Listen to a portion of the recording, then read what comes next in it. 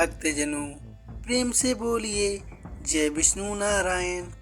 भक्तों, आज हम प्रत्येक दिन की तरह कार्तिक मास कथा अध्याय 23 की कथा का रसपान करेंगे।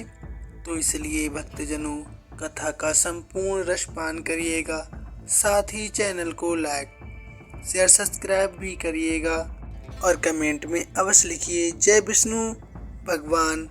भक्तों, हमारी यही प्रार्थना है कि भगवान विष्णु आपके जीवन में सुख समृद्धि एवं कथा के सुनने मात्र से कल्याण कर दें।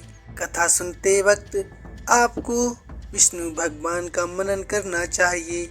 अपने मन में भगवान विष्णु की छवि को याद करना चाहिए और कथा का मनन करते हुए ऐसा महसूस करना चाहिए कि इस कथा के पात्र हम ही हैं और हम इस कथा में ही हैं। हम भगवान विष्णु की आराधना कर रहे हैं, हम उनसे विनती कर रहे हैं।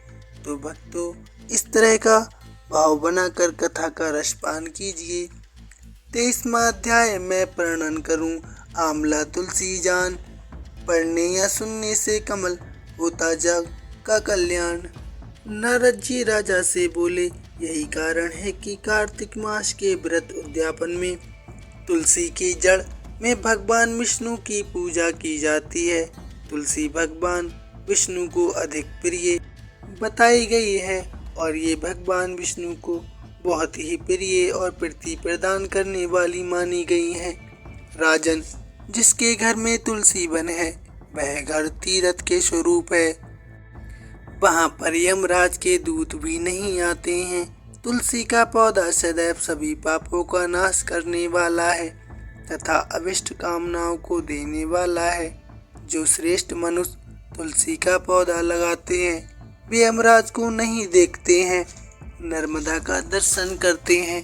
गंगा का स्नान और तुलसी वन का संसर्ग, ये तीनों एक समान कहे गए हैं। जो तुलसी की मंजरी से संयुक्त होकर प्राण त्याग करता है वह सैकड़ों पापों से युक्त यूं ही हो जाता है। साथ ही यमराज उस पर अपनी कुदृष्टि नहीं डालते हैं और यमराज उसे अपने साथ ले जाने की हिम्मत भी नहीं करते हैं। तुलसी को छूने से कामिक, वाचिक, मानसिक आदि सभी पाप नष्ट हो जाते हैं।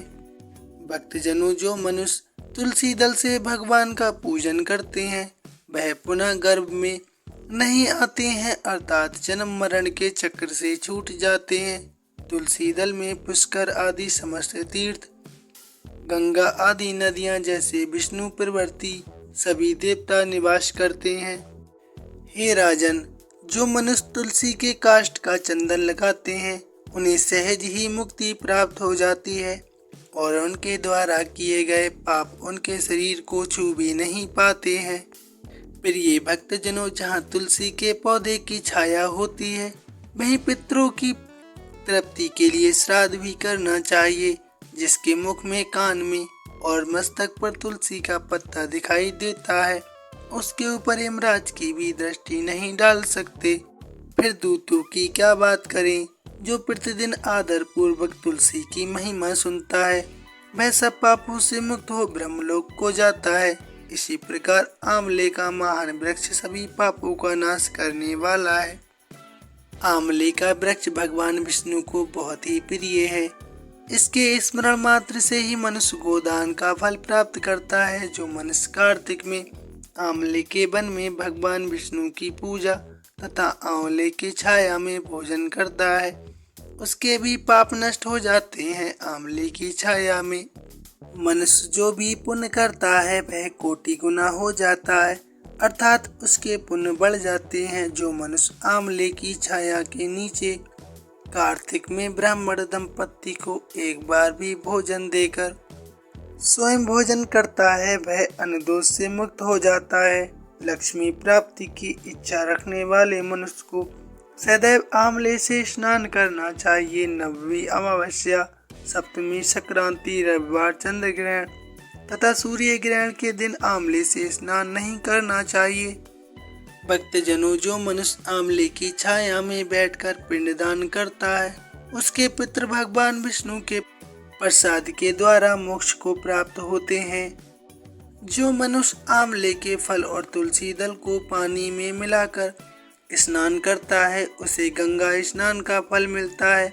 जो मनुष्य आंवले के पत्तों और फलों से देवताओं का पूजन करता है उसे स्वर्ण मणि और मोतियों द्वारा पूजन का फल प्राप्त होता है।